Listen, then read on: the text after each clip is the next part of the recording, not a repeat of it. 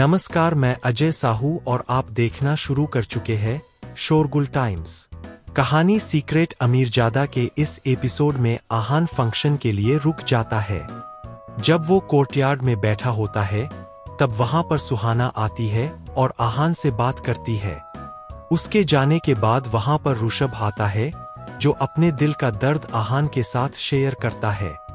आहान उसे फैमिली के अगेंस्ट जाने की बात कहता है। ऋषभ आहान की बातों को बहुत ध्यान से सुन रहा था, पर साथ ही में उसे बहुत गुस्सा भी आ रहा था। ऐसा लग रहा था कि अगर आहान बोलता रहा तो वो उसे मारने में देर नहीं करेगा। आहान बोलता रहा। उसने कहा, तुम ऐसा नहीं करोगे। जानते हो क्यों? क्योंकि तुम वर्मा फैमिली में अपनी पोजीशन छोड़ नहीं सकते हो। तुम्हें इस कंफर्ट में रहने की आदत हो गई है। तुम किसी भी आंधी का सामने अकेले नहीं कर सकते हो। तुम्हें वर्मा फैमिली की आदत हो गई है और अगर ऐसा ही चलता रहा। आहान अपनी बात पूरी कर पाता उससे पहले ही ऋषभ उठा और उसने आहान का कॉलर पकड़ लिया। आहान ने कुछ रिएक्ट नहीं किया। वो जानता था कि ऋषभ उसका कुछ नहीं बिगाड़ पाएगा। अगर आहान प्रिपेयर्ड होता तो वो उसका कॉलर भी नहीं पकड़ सकता था। ऋषभ ने भी इसके आगे कुछ नहीं किया।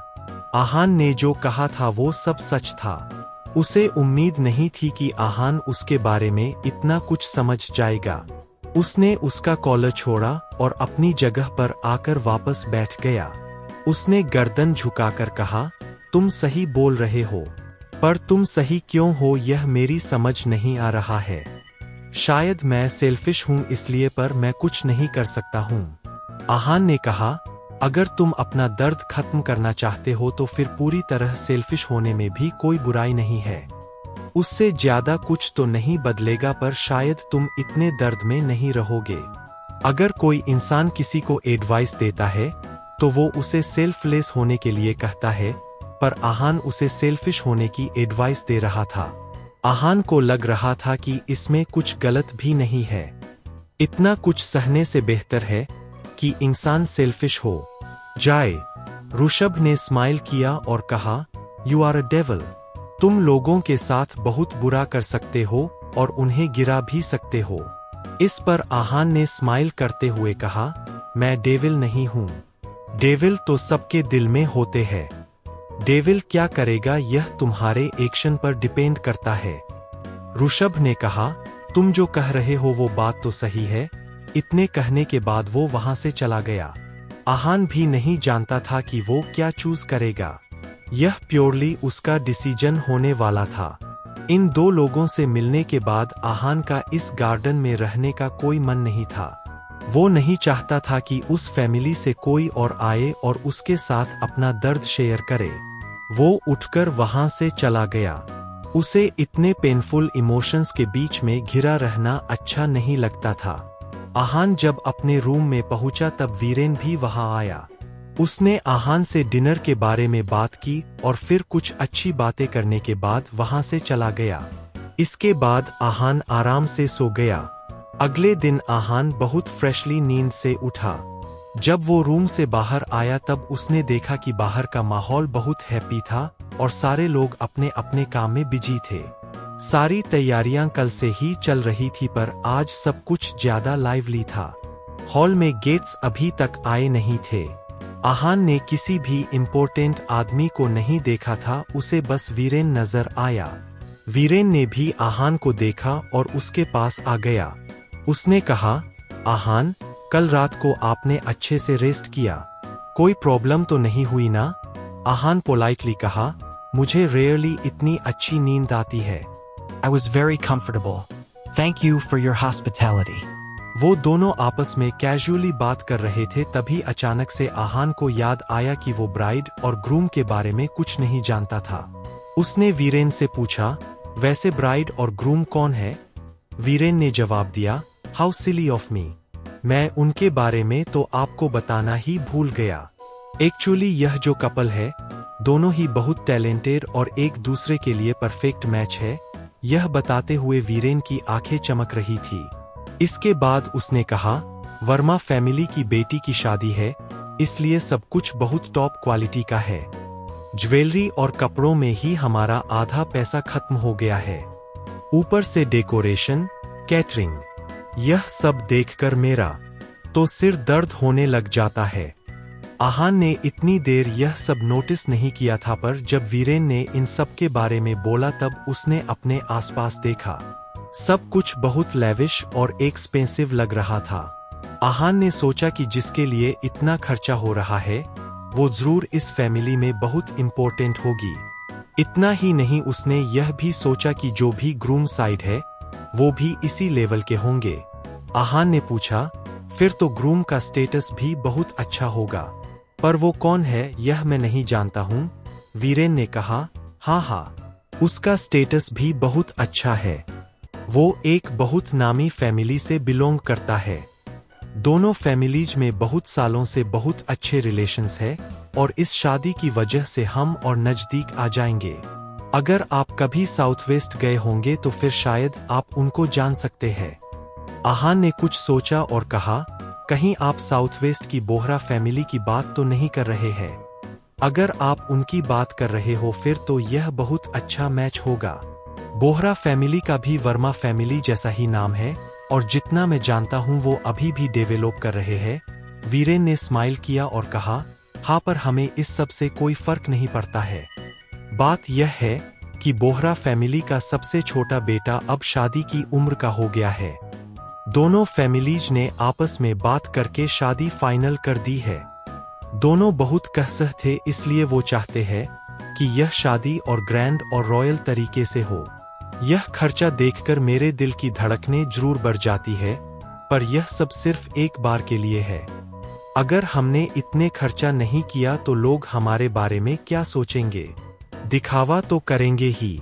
आहान ने वीरेन को कॉन्ग्रेचुलेट किया और उसे वहां से बाकी काम अटेंड करने के लिए जाने दिया। जब आहान मेंशन में टहल रहा था तब उसने देखा कि एक विंडो के पास ऋषभ बैठा था और ड्रिंक कर रहा था। उसके पास जो बोतल थी वो ऑलरेडी आधी हो चुकी थी। आहान यह देखकर हैरान था कि कोई सुबह सुबह ड्रिंक कैसे कर रहा था। आहान जब उसके पास पहुंचा तब उसे एहसास हुआ कि ऋषभ से पूछा, बहुत ड्रंक है और वो काफी देर से पी रहा है। उसने, ऋषभ, तुमने अभी तक फैसला नहीं किया है? ऋषभ ने आहान की तरफ देखा। उसकी आंखें बहुत खाली और लाइफलेस लग रही थी। उसने आहान को पहचान लिया था, पर वो उससे बात नहीं करना चाहता था, इसलिए उसने अपने मुंह मोड़ लिया। आहान ने स्माइल किया और वहां से जाने लगा। जब ऋषभ को बात करने में कोई इंटरेस्ट नहीं था तो वो भी उसे बॉदर नहीं करना चाहता था। जैसे ही आहान वहां से जाने लगा, ऋषभ ने कहा, क्या तुम्हें नहीं पता है कि आज किसकी शादी हो रही है? आहान ने कहा, जितना मैं जानता हूं वो इस फैमिली की छोटी बेटी है, पर तुम्हारा उससे क्या लेना देना है? आहान इस सवाल से बहुत हैरान था। ऋषभ ने गहरी सांस ली और कहा, मुझे उससे क्या लेना देना हो सकता है? इतना कहने के बाद उसने विंडो का सहारा ले लिया और गहरी आहें भरने लगा। आहान ने स्माइल किया और कहा, ऐसा लग रहा है कि तुम यह अल्कोहल उसके गम में ही पी रहे हो। क्या यही है वो जो तुम्हारे लिए सबसे इम्पोर्टेंट है? जैसे ही आहान ने यह बात बोली, ऋषभ आहान की तरफ आ गया। उसमें से बहुत गंदी स्मेल आ रही थी, इसलिए आहान ने थोड़ा सा फ्राउन किया, पर ऋषभ को बुरा नहीं लगने दिया। ऋषभ ने नशे की हालत में कहा, आपको फिर से सब पता है? आहान ने बस एक तुक्का लगाया था जो सही हो गया था। उसने कहा, उसकी शादी जिससे हो रही है उसका स्टेटस बहुत हाई है और वो बहुत नोबल फैमिली से बिलोंग करता है। बहुत लोग उससे शादी करना चाहते हैं, पर अगर जो तुम्हारे लिए इम्पोर्टेंट है उसकी शादी उससे हो रही है, तुम्हें तो खुश होना चाहिए। ऋषभ ने इरिटेट होते हुए कहा, बोहराफ मिली है कौन? उनकी औकात ही क्या है? आहान को अचानक से ऐसा लगा जैसे कोई उसे देख रहा है और वो ऑकवर्ड फील करने लगा। उसने ऋषभ की तरफ देखा और कहा, मुझे तुमसे दूर रहना चाहिए वरना तुम्हारी वजह से वर्मा फैमिली मुझे धक्के मारकर बाहर निकाल देगी। आहान ने यह कहा जरूर था, पर वो उसके पास ही बैठ गया। ऋषभ ने कहा, सबको बस वर्मा फैमिली की ग्लोरी नजर आती यही। यहाँ पर कितने राज है इसके बारे में किसी को कुछ नहीं पता है। यह बोलते बोलते वो हंसने लगा और फिर अचानक से रोने लगा। यह देखकर आहान को अच्छा नहीं लगा, इसलिए उसने कहा, अगर तुम्हें इतनी परेशानी है तो फिर तुम उस इम्पोर्टेंट इंसान को अपने साथ लेकर चले क्यों नहीं जाते? जाओ यहाँ से। आहान नहीं जानता था कि उसने यह बात क्यों कही थी, पर ऋषभ को बेटर फील करवाने के लिए उसने बस कह दी थी। यह बोलने के बाद आहान ऋषभ को देखने लगा। वो ऋषभ के जवाब का इंतजार कर रहा था और उसे बहुत ध्यान से देख रहा था। ऋषभ ने नीचे देखा और अपनी आंखें बंद कर ली। कोई नहीं जानता था कि वो क्या सोच रहा है। उसने बड़बड़ाते हुए कहा, मैं उसे अपने साथ ले जाना चाहता हूँ।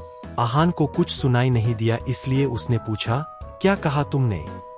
ऋषभ ने कहा, मैं उसे अपने साथ ले जाना चाहता हूँ।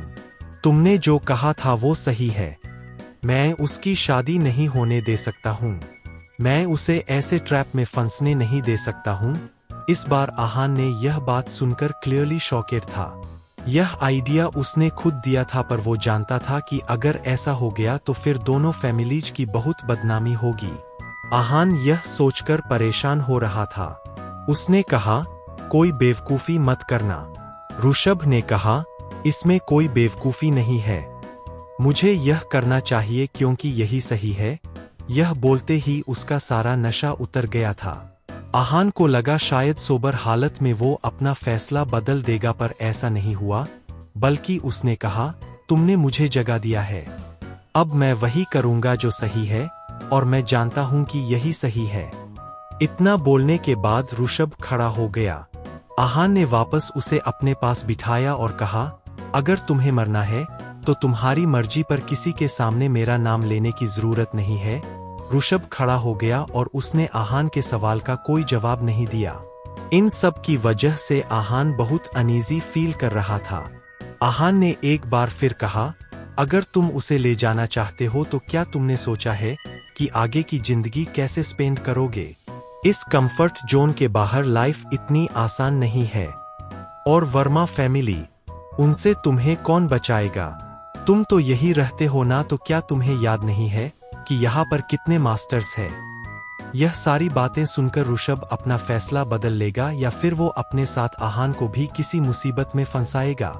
आगे जानने के लिए बने रहिए हमारे चैनल शोरगुल टाइम्स के साथ। बस इसी के साथ यह एपिसोड समाप्त होता है। इस एपिसोड को आगे बढ़ाते हुए कल फिर मुलाकात होगी। आज के लिए बस इतना ही। अब कल तक के लिए इजाजत। नमस्कार, धन्यवाद।